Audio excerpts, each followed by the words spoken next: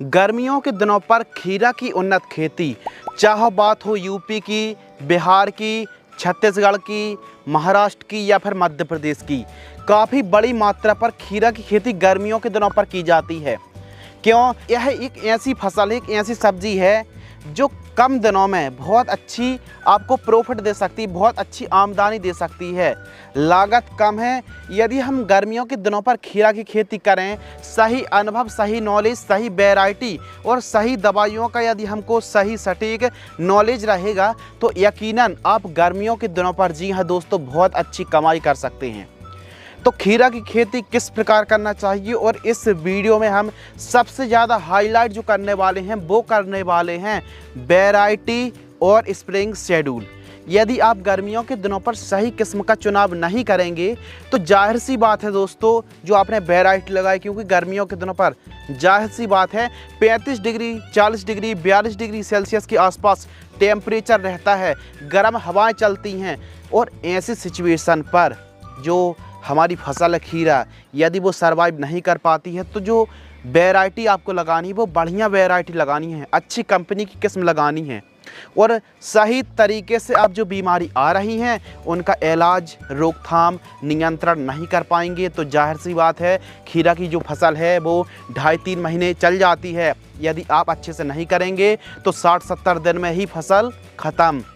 तो इसकी जानकारी के लिए, यानी खीरा की जानकारी के लिए वीडियो को पूरा वॉच करना है, और खीरा से आप अन्य जानकारी भी चाहते हैं तो कमेंट बनाएंगे, उस टॉपिक पर भी वीडियो बन जाएगी। तो चलिए शुरू करते हैं। सबसे पहले बात करते हैं खीरा की उन्नत खेती करने का जो सही समय है। गर्मियों के दिनों पर आप मार्च, अप्रैल, मई महीने पर खेती कर सकते हैं। गर्मियों के दिनों पर जब एक बार आप खीरा को लगा देते हैं खेत पर तो लगभग ये मान लीजिए 45 से 50 दिन के आसपास का समय लगता है हार्वेस्टिंग आने में, यानी 50-55 दिन की फसल हुई और तोड़ाई के लिए तैयार हो जाएगी। कम दिन की फसल है, कुछ किसान भाई 70 दिन चला पाते हैं, तो कुछ सही तरीके से न्यूट्रिशन मैनेजमेंट करके 3 महीने 90 दिन तक ले जाते हैं।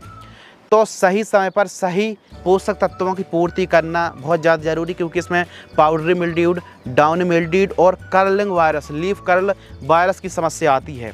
तो सही समय पर सही दवाइयों का भी हमको प्रयोग करना चाहिए। गर्मियों के दिनों पर इन मंथ पर यदि आप खेती करेंगे खीरा की तो जाहिर सी बात है दोस्तों, बहुत अच्छे तरीके से आपकी जो फसल है वो बढ़वा लेने वाली है।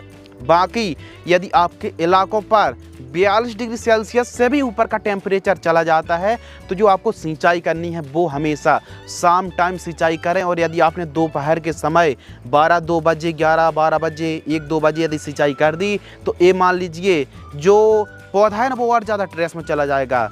हो सकता है जो पत्ते हैं वो और ज़्यादा स्ट्रेस में चले जाएँ और कई प्रकार की बीमारी आ जाए, यानी फंगस का जन्म हो जाता है, कुछ बीमारी आ जाती हैं।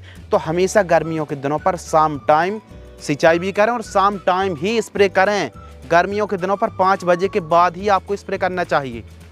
आगे बात करते हैं, देखिए कौन सी वैरायटी आपको लगाना चाहिए। तो गर्मियों के दिनों पर इन वैरायटियों से, इन किस्मों से अच्छा उत्पादन निकाला जा सकता है, और किसान भाई निकालते भी हैं। क्यों? क्योंकि इन वैरायटी का जो फल है वो काफ़ी ज़्यादा चमकदार रहता है, देसी टाइप का फल लगता है देखने में, और मार्केटिंग में भी आसानी रहती है। आप ओपन फील्ड कर सकते हैं, आप मल्चिंग में खेती कर सकते हैं, आप चाहें तो पॉली हाउस में लगा सकते हैं, या फिर ओपन फील्ड मंडप बनाकर भी खेती कर सकते हैं, और साधारण तरीके से भी इन किस्मों को आप लगा सकते हैं। ईस्ट वेस्ट की साइरा वैरायटी आती है गर्मियों में, यूपी में काफ़ी ज़्यादा इस किस्म को, एमपी में काफ़ी ज़्यादा इस किस्म को लगाया जाता है। लंबे समय तक यह पौधा हरा भरा रहता है, अच्छे से फ्लावरिंग फ्रूटिंग सेट होते हैं, यानी फूल भी पास में आते हैं। तो साइरा वैरायटी को आप लगा सकते हैं। ईस्ट वेस्ट की कंपनी है, पुरानी है लेकिन है बहुत बढ़िया। इसके अलावा चिया ताई सीड्स की केसरी के नाम से आती है। अब यह जो केसरी वैरायटी है इसको भी आप लगा सकते हैं। सबसे अच्छी बात यह है कि यह जो वैरायटी है इसकी उपज क्षमता हमको बहुत अच्छी लगी है। इसके अलावा नाजिया आती, F1 वैरायटी, सभी की सभी हाइब्रिड वैरायटी है। नाजिया वैरायटी भी, इसका नाम ना आए, वैरायटी का नाम चल रहा है, नाजिया का नाम ना आए, ऐसा तो हो ही नहीं सकता। यह वो वैरायटी है जो अच्छा उत्पादन देने की ताकत रखती है।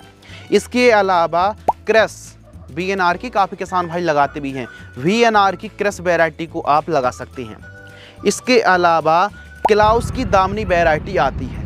अब आप एक ही कमेंट्स करोगे कि क्या ये हाई टेम्परेचर पर सर्वाइव कर पाएंगी या फिर इन पर रोग बीमारी तो नहीं आती हैं। देखिए, जो सभी की सभी वैरायटी हैं, यदि आप स्प्रिंग शेड्यूल नहीं चलाएंगे तो उन वैरायटी पर प्रिवेंटिव में आपको प्रोटेक्शन के लिए स्प्रिंग शेड्यूल चलाने पड़ेंगे, समय समय पर केयर करनी पड़ेगी। और गर्मियों के दिनों पर देसी गोबर की खाद, बात कर लेते हैं कि बुआई के समय आपको कौन सी खादों का प्रयोग करना है। गर्मियों के दिनों पर आप देसी खीरा की खेती कर रहे हैं और उस पर देसी खाद का यदि प्रयोग नहीं करेंगे तो जाहिर सी बात है जमाने भर की रासायनिक खादों का प्रयोग करते रहना, पीलापन ख़त्म नहीं होगा। देसी गोबर की एकदम पकी हुई खाद आपको ज़रूर प्रयोग करना चाहिए। और कहीं आपने 20 किलोग्राम जिप्सम और कम से कम 25 किलोग्राम आपने जो सरसों की खली है इसका प्रयोग कर लिया तो जाहिर सी बात है आपकी जो फसल है वो हरी भरी रहेगी। और इसके साथ थोड़ा सा रासायनिक के रूप में संतुलित मात्रा में आप SSP single super phosphate powder form वाली इसको आपको ले लेना है। कितना, ज़्यादा से ज़्यादा लगभग 40 से 50 किलो ही आपको लेना है। इन सब को मिक्स करके बुआई के समय आपको प्रयोग करना चाहिए। जब आप खेती कर रहे हैं तो 1 एकड़ में कितने सीड्स की रिक्वायरमेंट पड़ेगी? लगभग दोस्तों आपको 200 ग्राम सीड्स की रिक्वायरमेंट पड़ेगी यदि आप खीरा की खेती 1 एकड़ में कर रहे हैं। अब कितनी दूरी पर, कितने डिस्टेंस पर हमको बुआई करनी चाहिए? तो साधारण तरीके से आप एकदम कोई मंडप नहीं बना रहे, कोई बम्बू से खेती नहीं कर रहे हैं तो ऐसे सिचुएशन पर आपको पौधे से पौधे की दूरी 3 फीट जैग आपको बुआई करनी है। और लाइन से लाइन की दूरी आपको रखनी है लगभग 7.5 से 8 फीट, 7.5 फीट बहुत सही है। लेकिन हम आपको कहेंगे कि आप गर्मियों के दिनों पर यदि बांस विधि से मंडप बना करके सिंगल, कुछ इस प्रकार जो कि आप वीडियो पर देख रहे हैं, इस प्रकार भी आप गर्मियों के दिनों पर मंडप तैयार करके बम्बू विधि से खीरा की खेती करेंगे तो वो जो आप साधारण तरीके से खेती कर रहे हैं ना, यानी फल की चमक क्वालिटी भी प्रभावित होगी और उतना अच्छा उत्पादन नहीं मिलेगा। तो आप बांस विधि से खेती करेंगे तो यकीनन दोस्तों आपको काफ़ी ज़्यादा उत्पादन अच्छा मिलने वाला है और बढ़िया आपको क्वालिटी मिलने वाली है। तो आपको यह काम जरूर करें कि गर्मियों के दिनों पर भी आप चाहें तो बांस विधि से खेती कर सकते हैं। खीरा की फसल पर स्प्रिंग शेड्यूल जो कि काफ़ी ज़्यादा इम्पोर्टेंट है। क्योंकि गर्मियों के दिनों पर जो हाई टेम्परेचर की दशा पर मैक्सिमम ऐसी दवाई हैं जो काम नहीं करती हैं। तो इसका सही और जो ज़रूरी महत्वपूर्ण टॉपिक इसलिए है कि बीमारी को यदि हम कंट्रोल नहीं करेंगे तो उपज अच्छी नहीं मिल सकती। हरा भरा ज़्यादा से ज़्यादा पौधा रहे। और इस वीडियो में हमने कुछ ऐसी टॉनिक जो कि काफ़ी अच्छा काम करेंगी, जो कि हमारी फसल पर भी जान डालने की ताकत रखती हैं, इन टॉनिक का कुछ दवाइयों का समावेश किया है जो कि हमारी फसल को लंबे समय तक हरी भरी, रोग मुक्त, फंगस मुक्त, कीट मुक्त रखेंगी और अच्छी पैदावार दे सकती हैं। तो गर्मियों के दिनों पर आपको एक काम करना है कि गर्म हवा को तो हम रोक नहीं सकते, कंट्रोल नहीं कर सकते। इसके लिए एक काम किया जा सकता है, जैसे कि गर्म हवाएं चल रही हैं तो खेत के चारों साइड ग्रीन नेट खींचना, पहली बात। दूसरी बात, मक्के की 2 लाइन लगाना है, इससे वायरस का आदान प्रदान भी नहीं होता है। और उसके बाद मक्के के बाद गेंदे की 1 लाइन लगा दीजिए। इससे हमारी फसल पर काफ़ी ठंडक देखने के लिए मिलती है। और निराई गुड़ाई ज़रूर करते रहना चाहिए, इससे भी हमारी फसल में काफ़ी अच्छी ठंडक पहुंचती है। फिर उसके बाद सिंचाई करेंगे तो अच्छा हमको फ़ायदा होगा। अब देखिए, हमारी खीरा की फसल पर जो बीमारी हैं कई प्रकार की आती हैं, जिसमें सबसे बड़ी समस्या है downy mildewed, powdery mildewed, curling virus. जो आप देख रहे हैं, थोड़ा सा जूम करें, ये कर्लिंग वायरस की समस्या आती है। और इसके साथ सुंडी का प्रकोप है, वाइट फ्लाई है, थ्रिप्स है, सफ़ेद मक्खी है और फल मक्खी है, जैसे एफिड्स, इनकी समस्या देखने के लिए मिलती है। कुछ इल्लियों का प्रकोप देखने के लिए मिलता है। तो इनको कंट्रोल करना भी बहुत ज़्यादा ज़रूरी है, क्योंकि जो फल मक्खी है वो डंक मार करके फल में सड़न पैदा कर देती है। तो सड़न पैदा होगी तो हमारी उपज प्रभावित होगी। इसके लिए सही समय पर सही दवाइयों का हमको प्रयोग करना चाहिए और समय समय पर केयर करना भी बहुत ज़्यादा ज़रूरी है। तो इसके लिए ज़्यादा स्प्रे ना करना पड़े, पीला ट्रैप, नीला ट्रैप तो आपको ज़रूर लगाना चाहिए। थोड़ा जूम कर लीजिए इस प्रकार। और फल मक्खी के लिए ट्रैप, जो फ्रूट फ्लाई ट्रैप आते हैं, थोड़ा जूम करें इस प्रकार। 1 एकड़ में फसल से 1.5 से 2 फीट ऊंचाई में आप लगा दीजिए। 1 एकड़ में 15 से 20 पीस। इसके अलावा इनको आपने इंस्टॉलेशन कर दिया, इसके बाद स्प्रिंग शेड्यूल चलाना है। बीमारी कई हैं, समाधान समझते हैं जो कि आसान शब्दों में हमको अच्छा फ़ायदा हो। तो जब हमारी फसल बुआई से दोस्तों लगभग 18 दिन के आसपास की होती है, अब सोच कर देखिए कोई फसल है जो 60-70 दिन, 2.5 महीने, अधिकतम 3 महीने चलती है, तो 55-60 दिन में वो हार्वेस्टिंग के लिए तैयार भी हो जाएगी, यानी फास्टिंग ग्रोथ या फसल पकड़ती है। तो सोचकर देखिए 18 दिन में कौन सी समस्याएं आ सकती हैं।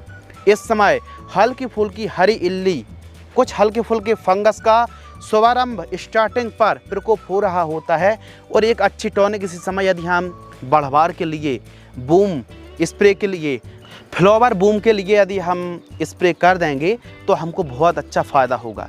इसके लिए हमको कॉपर ऑक्सीक्लोराइड लेना है 50% वाला, 40 से 45 ग्राम, 40 ग्राम आपको लेना है। और इसके साथ क्योंकि सफ़ेद मक्खी कुछ रस चूसक कीटों का प्रकोप हो सकता है, तो थाइमेथॉक्सोम अच्छा काम करेगी। एक तारा आपको लेना है, 10 ग्राम एक तारा कीटनाशक को। और इसके साथ थोड़ा सा बढ़वार के लिए हम सागरिका लिक्विड ले रहे हैं, जो कि सस्ती आती है और काम अच्छा करती है। इन तीनों को 15 लीटर पानी घोल करके आपको स्प्रे करना चाहिए।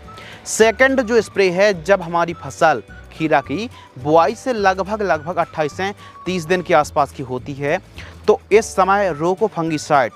अब रोको फंगिसाइड क्यों? क्योंकि इसमें थायोफेनेट मिथाइल है। थायोफेनेट मिथाइल हमारी फसल में फंगस को कंट्रोल करने के लिए बहुत अच्छा काम करती है, और यह एक सिस्टम कीटनाशक है जो कि सिस्टम में जाके काम करती है, और इसके रिजल्ट का तो कहना ही क्या है।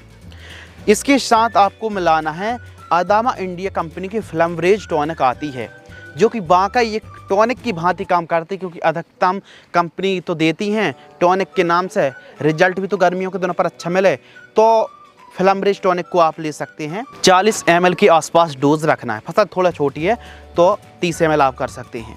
और इसके साथ बायर कंपनी की अलांटो इंसेक्टिसाइड आपको लेना 25 ml, 15 लीटर पानी घोल करके स्प्रे करना चाहिए। थर्ड जो स्प्रेइंग है, 40 दिन के आसपास की खीरा की फसल होती है, तो तीसरा स्प्रे 40 दिन की फसल हुई बुआई से, BASF कंपनी की एक्रोवेट कंप्लीट 50 ग्राम। क्यों? क्योंकि जो डाउनी मिल्ड्यूड है उस पर काफ़ी अच्छा काम करेगी यह फंगिसाइड। और प्रोफेक्स सुपर प्रोफेनोसाइपर का कॉम्बिनेशन 30 ml, और आइसाएग्रो की सिएप्टोन 10L टॉनिक 30 ml, इनको मिक्स करें।